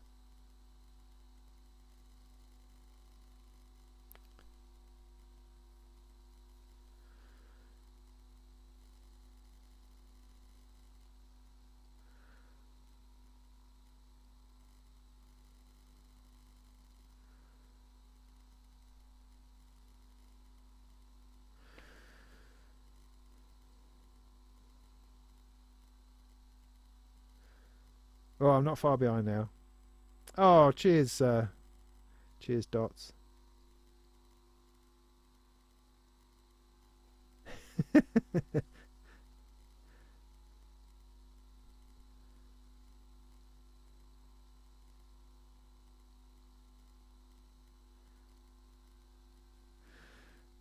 Okay, I'm at the bottom again. Great. Well, there we are. Look, there we are. That's been fun. That's been really helpful because sometimes you write reviews in complete isolation and you're sitting there going, well, this is a wrong old thing, and you're playing with it and playing with it, and then forcing yourself into reading the manual. And particularly if it's something very new that there aren't a bunch of videos out on, you're kind of stuck on your own thinking about how on earth, you know, how do I write about this, and how do I understand it? How do I fully grasp it? And it's been really useful talking about these two because I understand the stochastic really well, and my experience of the Mello-dicer was very surface, and I completely had a slightly skewed idea about what it was. I thought I'd nailed it, actually. That's what I thought. My self-confidence was rising nice and high, thinking, oh, I know what this is. I know what this is. And I know why it's different. And now I don't. And that's awesome. So I'm going to have a rethink. how am I going to project that? Because I thought it had a very obvious difference, and that's really interesting that that's been completely destroyed in the course of this evening, which wouldn't have happened. I would have held on to that idea, I think, all the way through, and that would have very much coloured my review. Whereas now I have to approach it differently. It is twice as wide, though. That is a factor. It's definitely a factor. And for me, when you do, it does the same as I say with the random rhythm. It just kept finding these sorts of quite lumpy rhythms. And I found that to be the same. But hey, you've got to have something to criticise it for, haven't you? So there we go. Okay, I've also got the MIDI expander for it, which I haven't plugged in yet. So that's going to be interesting to see how that works, and if that's any different, if it adds any difference to it, or whether it's just the same but over MIDI. Cool. So yeah, my Batumi review is good. I think there's one thing in it which I forgot to mention, which is that the tuning isn't perfect on the VCO. It's just a tiny bit sharp, and because there's very little play in these sliders in the audio frequencies, you haven't got very far. It's very difficult to tune that. That's one comment that perhaps should have been in the video that I completely forgot to mention. Anyway, there we go.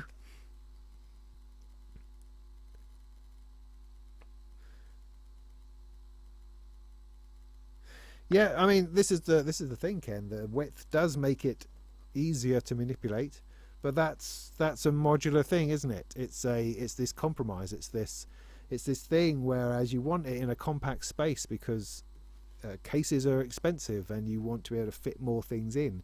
Well, at the same time, you want to have the space in order to play with it. So you have this dynamic between those two things. What's best?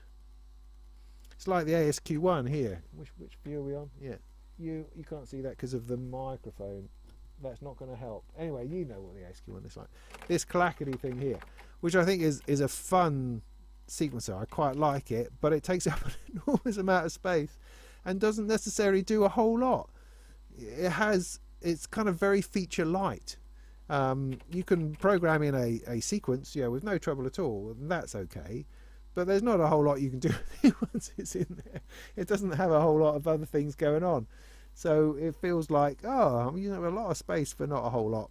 Whereas you look at something like the Black sequencer from America Synths, which is wider still, but it's packed full of stuff. Absolutely packed. Oh, talking of which, I have another thing to show you.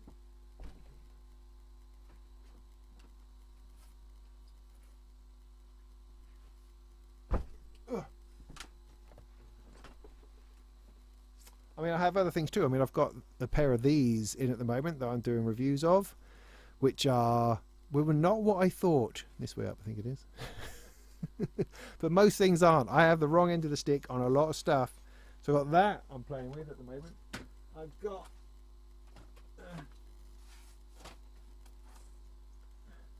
the play fader in, which I'll be working on next week as well. So I've got that to do. I've got Mutant Machine, got that to do. Over there in pieces.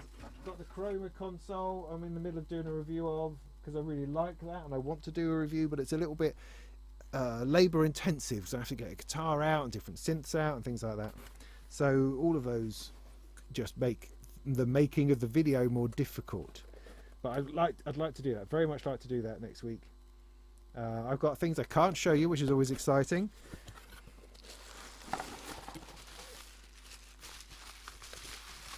Oh yeah, and I got these things here. I don't know if you saw that in the Molten Monthly. I still haven't plugged those in. I mean to. And in the box that came with this, I got a bunch of condoms, which is nice. Thanks.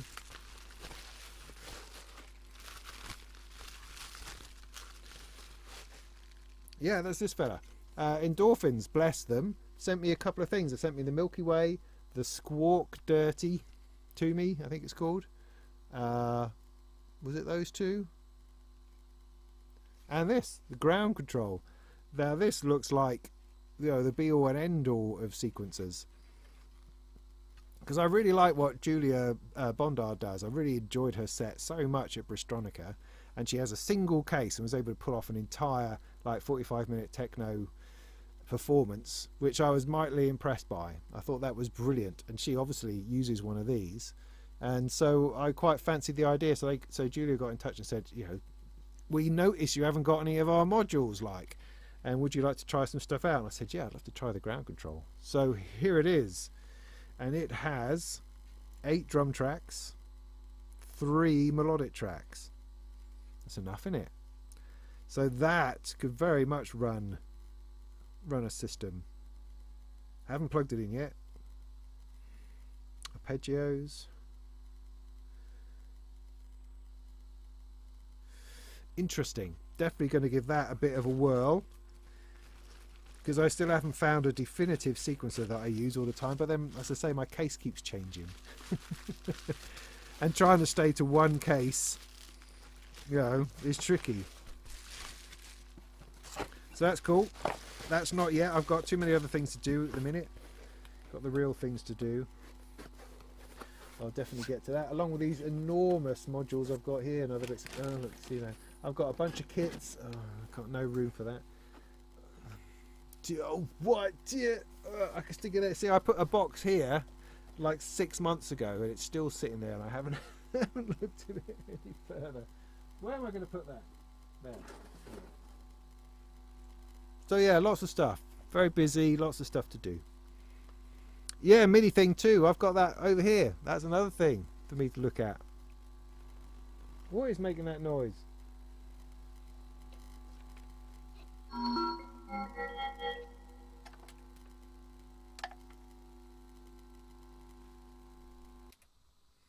There I go. Don't know, it's from somewhere. Ghost is a great module, says Solid BPM. Over on Twitch. Hey, Twitch. Woo! Hey, really groovy over there. Well done. Good for you. No. Yeah, I kind of looked at it. It just seemed a little bit complex. I mean, what I'm discovering about Endorphin's modules is that they're quite complicated. I mean, the Milky Way, interestingly, the Milky Way and the Squawk, this one, what am I on at the moment? This one, this one here, fella, which is different filters within the same thing. They are sort of digitally based, I suppose. But the layout of this is identical to the Milky Way, so it's exactly the same module, pretty much. So I keep getting confused as to which one I'm using because they look so bloody similar. So the tip for this and the Milky Way is I have them on different sides of your case, I think. The Milky Way is a bunch of effects. But again, I've only sort of played with them. I haven't looked at the manual, so I don't actually know what effects they are at the moment. But no, the Ghost one I thought seemed too complicated for me just at this moment. Because these are not new modules. It's not like I'm trying to do a review of something new, and so they don't really have that priority. And Julia said, you know, they're just for you to play with, see what you think of them, and you know, if they turn up in a video, that's great. But they're not expecting me to do big reviews on them. And I will try those out. I wish now I'd asked for the 2 sampler thing. Funnily enough, now that I've got into sampling a little bit, because I thought that was a nice idea. Blah. But the one thing I do have, the one thing I purchased myself from Endorphins is the Queen of Pentacles, which I played with intently for a little while and then really fell out of love with. Really just decided that I can't seem to get this to do what I think it should be doing.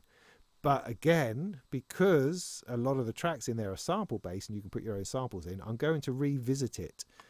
Again, when I can find some space in my schedule, I'm going to very much revisit that, because I think sticking your own samples in is the answer.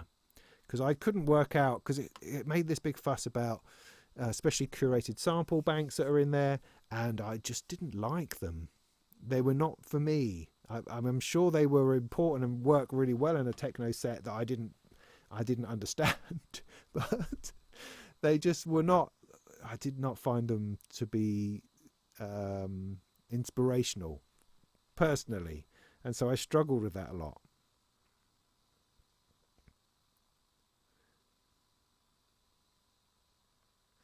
Oh, the Milky Way picks up noise from other things. Okay, interesting.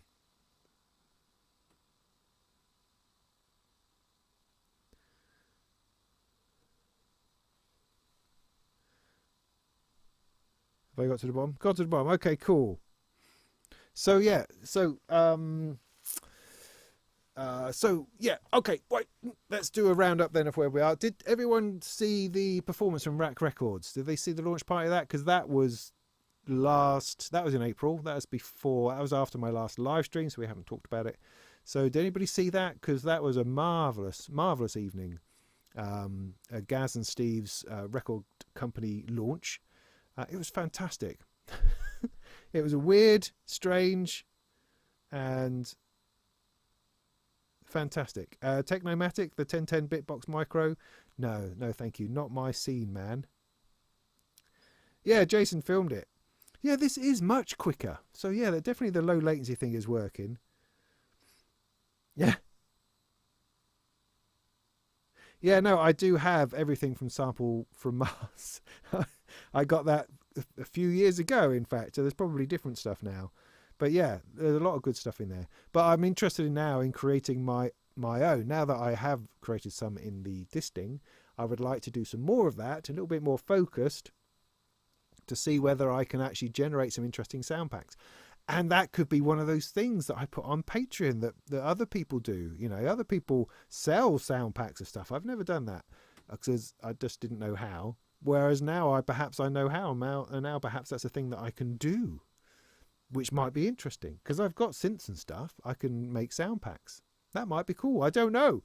Again, it's I just need my schedule to open up. At the moment, I'm so hemmed in with stuff that I really need to get done that it's difficult to really engage with some bigger, more interesting ideas. So I just need to crunch through probably half a dozen modules and half a dozen DIY kits. If I can do that in the next week, no, if I can do that in the next couple of months, that would be really good. Really good. An S2000 sampler. I've got an S2000 series t-shirt that I still wear back from the days.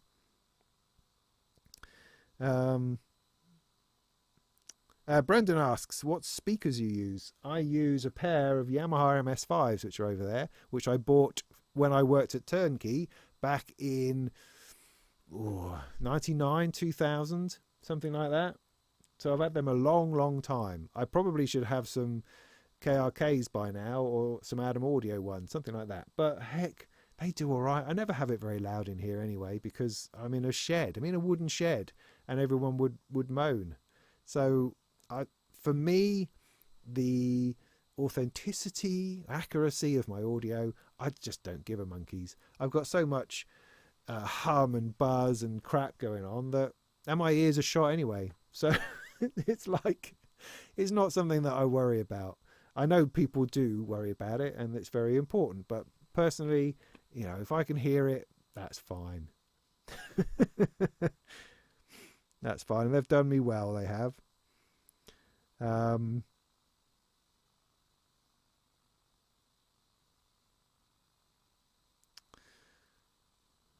Cool, yeah. The rack thing was brilliant, most enjoyable. Having listened to it back, there was some weird stuff going on with what I was doing. But I only had so much to bring, and I brought that and tried to make it fit in with what John was doing, which I don't know whether that worked or not. I don't know. I mean, it all sounded interesting. I quite enjoyed. I have enjoyed listening to it back. I felt I was a bit loud. I felt I was a bit loud, and then, lost my mind. And then Nina joined me, and then I realised no, I wasn't at all.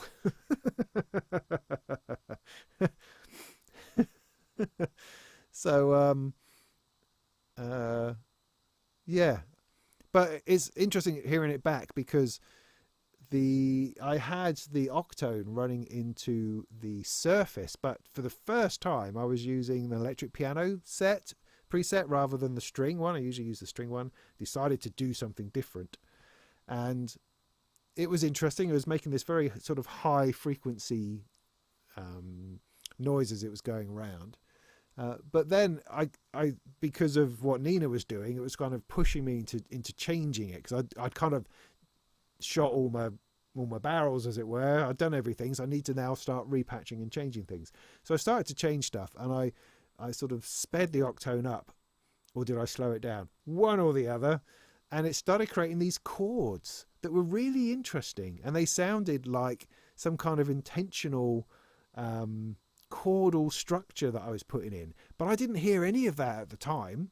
I couldn't really hear that. It was just going around, and I think it was making some kind of interesting noise. But listening to the track back, it was making this really interesting sort of chordal thing. Very strange. Very strange. But I think I wrung as much as I could out of the 3 or 4 sound sources that I had within a half an hour. Yeah, and that was that. It was a fun night. Like to do more of that. Absolutely like to do more of that. Sadly, I've not got to any EMOMs lately. There was one last Thursday, I think. I just haven't. Again, it's about getting yourself together and having the time. All those sorts of things. Could I do a sample pack based on the neighbour's chickens? Yeah, maybe. I think they'd be annoyed if I started hanging microphones over the back.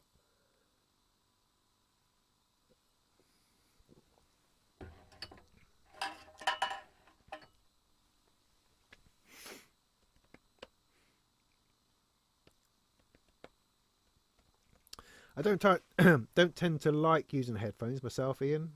Well, because I'm moving about a lot from here to my desk over there and back again. I find headphones very restrictive. Yeah, Gaz in fact wanted to have a different tempo for each set. He wanted to change the tempo like every 5 minutes with the roll of a dice or something like that. And he was the master clock. He was the master of the tempo. But we kind of we shouted him down. We all sort of said, no, that's going to be terrible. Can't we just keep the tempo the same? But at the end, he did change it with me and Nina, which was cool. And again, I didn't notice. I was just doing my thing. But you can hear it definitely on playback. Chickens, airplanes, and builders sample pack. Yeah, you see, the weird thing about that, Ken, is that would sell. That would sell. That would go viral. That would be the thing. Oh, yeah, that would be the thing that hit me through the 50,000 subscribers. Have you noticed I'm on 49,680 something? I'm literally 300 away, I think, from 50,000 subscribers on YouTube, which doesn't get you any awards, but it's quite exciting. And, you know, as I mentioned, if you follow me on Facebook, about how I'm starting to get strange offers of things like beer brewing kits, watches. Get a lot of people wanting me to wear their watches and jewellery, which is quite interesting. I have no idea if any of these are remotely legit, but you do get a lot of, hey, let's work together, let's collaborate on this thing, it'll be great, I really love your channel, Mr. Robin Vincent. It's a fantastic channel. I love all that stuff you do with synthesizers, you know, that kind of thing. So who knows? Who knows? But yeah, tell your friends, come along and sign up, because it's odd how the closer I've got to 50,000, the smaller the subscriber count has got. It's like there's something in this algorithm, something that YouTube do, that they squeeze it down and down and down to make it as long as possible to get to that landmark. Because there's been other months where I get 500 a month, 1,000 a month that I've peaked at, 1,000 subscribers a month. But now I'm down to like 150. So it's going to eke this out. And I've been on, I would say, 300, 400 subscribers a month for a long time. And it's just plummeted. It's quite weird how it's like in March I released something like 15 videos. You know, far more videos than I usually do. And that seemed to trigger, maybe what that did is it triggered a whole bunch of people unsubscribing. That's probably it. It's not that I'm getting less subscribers. It's that because these videos are coming up into people's feeds, And if they're no longer interested, which of course people aren't, because I may have 50,000 subscribers, but I don't have 50,000 people in the audience watching, obviously. There's a whole load of people who came, subscribed, and then are no longer interested, that I guess when those videos come up, they unsubscribe. That's probably it. So the trick is to do less videos. No, I don't know that that's a trick either. Anyway, all you can do is what you do. It would drive you nuts if you try to watch the metrics and have any kind of idea as to what it is that YouTube algorithm does. It doesn't make, it makes no sense. It makes no sense. And trying to understand that is of I don't think any help. Yeah, we are pretty niche. Yeah, I don't want that either, thanks.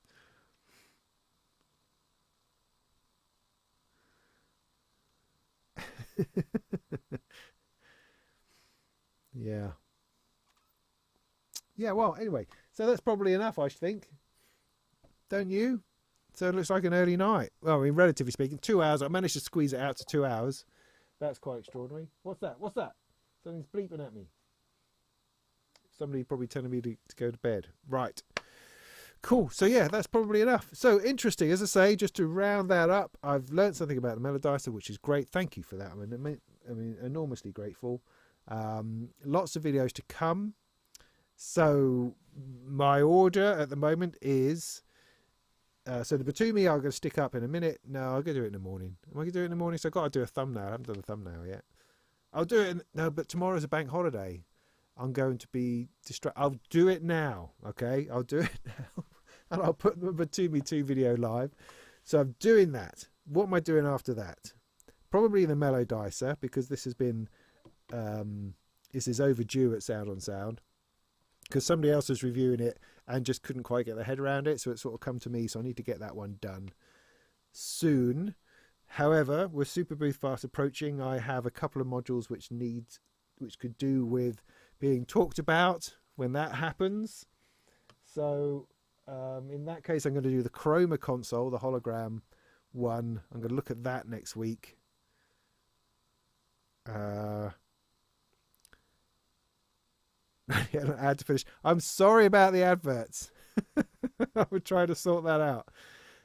What am I saying? Yeah, so I'm going to do the Chroma console pedal, which my review of that came out in Sound on Sound last month. If you've not seen that, but I'm going to do a proper video on it with a bit of guitar, a bit of synth, a bit of modular, and show you what I like about it. I do think it's really good with some limitations and bits and pieces. So I'm going to do a video on that. I think that will be cool, and that's also going to include a video on a particular effects module to allow me to connect it to the Euro rack, which I'm not allowed to talk about until like Tuesday or something. So that's that's in my list. Got to do a review of the Octone for Sound on Sound, so I might not do a video on it, but I'm going to be writing about it. It's obviously it's serendipitous if I'm able to do the writing of a review and a video at the same time, because I'm thinking about it all at the same time. That's good. Got the Algo here from RYK that I'd like to do a video on, although you know I've done a little bit on it already, so it's not underserved, but I do want to get to that. So that's on my plate. The Play Fader also, I want to get onto that. So those are all my immediate things that I'm going to be doing, tackling next week. So I think I've got a week until the next wave of writing comes in, when I have to do my Studio One workshop for Sound on Sound, and then I've got a load of stuff writing for Perfect Circuit, and then I've got Careers in Music, and then the whole thing rotates around again. So what I'm trying to turn my months into is to try to balance it between 2 weeks of writing and 2 weeks of video making. That's the plan. Doesn't always work out, but that's what I'm trying to get to at the minute. If I can manage that, that would be extraordinary.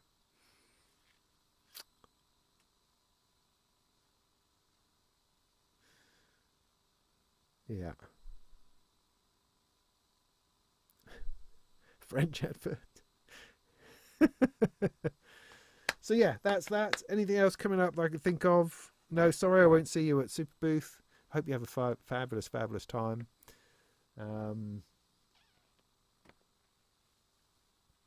Gosh, was there anything else?